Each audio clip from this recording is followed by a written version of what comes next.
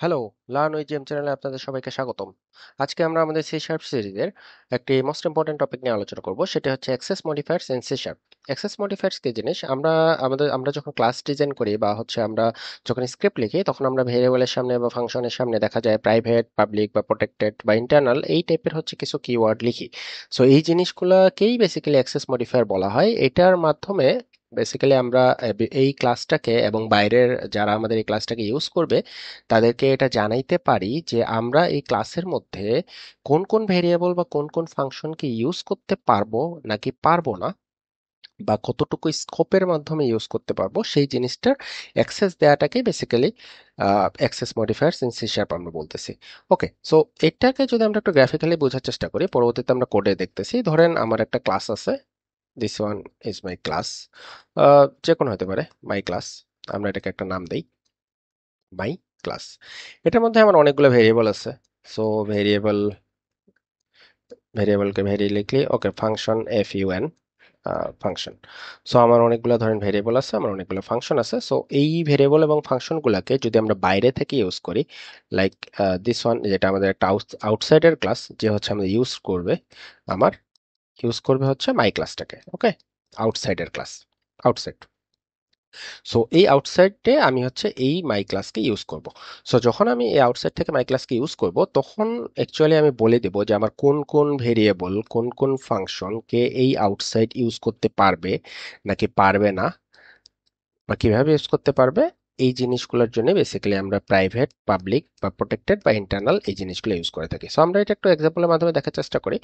আমাদের কাছে অলরেডি একটা স্ক্রিপ্ট আছে। আমরা প্রিভিয়াস ভিডিওতে ক্লাস রিলেটেড যে আমাদের ক্লাসটা ছিল, সেটাতে আমরা প্লেয়ার নামে একটা ক্লাস ক্রিয়েট করছিলাম। সেটার মধ্যে আমাদের কিছু ভেরিয়েবল ছিল, আমাদের কনস্ট্রাক্টর ছিল এবং আমাদের কিছু পাবলিক ফাংশন ছিল, এবং এই জিনিসটাকে আমরা এখানে ইউজ করছিলাম। ওকে, সো বেসিক্যালি এটা একটা ভেরিয়েবল, আমাদের স্ট্রিং প্লেয়ার নেম।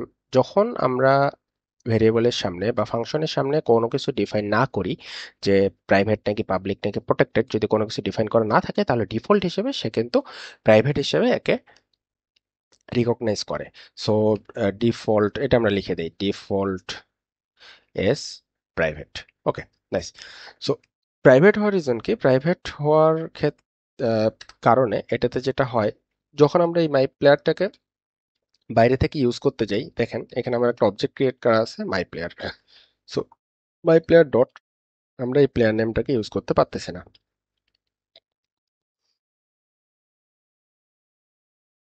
আমরা যদি এটাকে ইউজ করতে যাই, দেখেন আমাদের এখানে একটা এরর দেখাচ্ছে। কি এরর?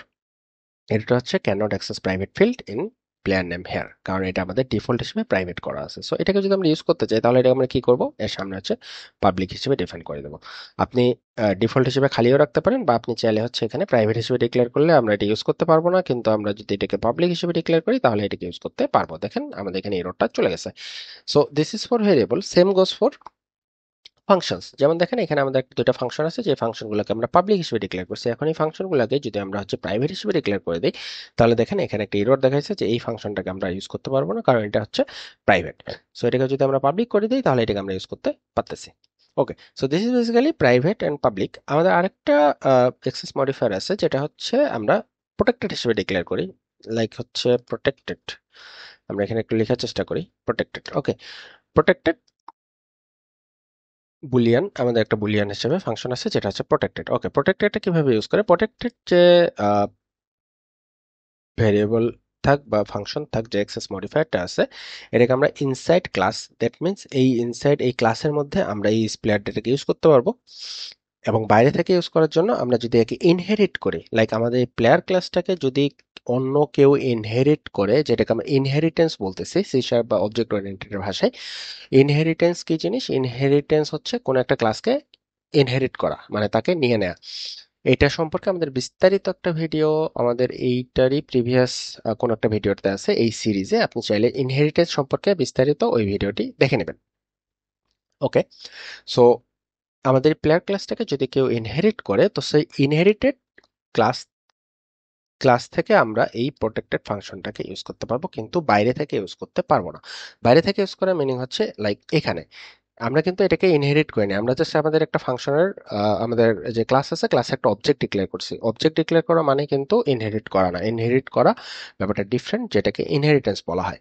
ওকে, সো এইখানে কিন্তু আমরা ইজ প্লেয়ার ডেটটাকে ইউজ করতে পারবো না। ইজ প্লেয়ার ডেটাকে যদি আমরা ইউজ করি এখানে ইরর দেখাবে, কারণ এটাকে প্রোটেক্টেড করা আছে। সো প্রোটেক্টেড করার মানে হচ্ছে যে আমি শুধুমাত্র যে আমাকে ইনহেরিট করবে আমি তার কাছেই যেতে পারবো, অন্য কোনো জায়গায় আমি বাইরে থেকে ইউজ করতে পারবো না।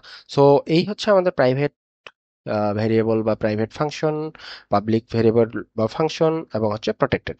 আমাদের আরো অনেকগুলো হচ্ছে অ্যাক্সেস মডিফায়ার ইউজ করা হয়, লাইক হচ্ছে যেমন ইন্টারনাল আছে, প্রাইভেট ইন্টারনাল আছে, প্রাইভেট প্রোটেক্টেড আছে। সেই জিনিসগুলো বেসিক্যালি খুব একটা বেশি ইউজ, কাজের খাতিরে আমরা ইউজ করতে পারি। বেসিক্যালি এই তিনটাই হচ্ছে সবচেয়ে বেশি ইউজ হয়। আর ইন্টারনালটা হচ্ছে যদি আমাদের সেম অ্যাসেম্বলিতে থাকে, সেই সেম অ্যাসেম্বলিতে ইউজ করার জন্য আমরা ইন্টারনাল নামক এই মডিফায়ারটা বেসিক্যালি ইউজ করি। এটা সম্পর্কে আমরা পরবর্তী কোনো একটা ভিডিওতে দেখে নিব। সো এই হচ্ছে আমাদের প্রাইভেট, পাবলিক এবং প্রোটেক্টেড অ্যাক্সেস মডিফায়ার্স। আজকের মতো এটুকুই। যদি ভিডিওটি ভালো থাকে তাহলে লাইক করবেন, কমেন্ট করবেন, শেয়ার করবেন আপনাদের বন্ধুদের সাথে যারা গেম ডেভেলপমেন্টের সাথে আছে বা সি শার্প নিয়ে পড়াশোনা করছে।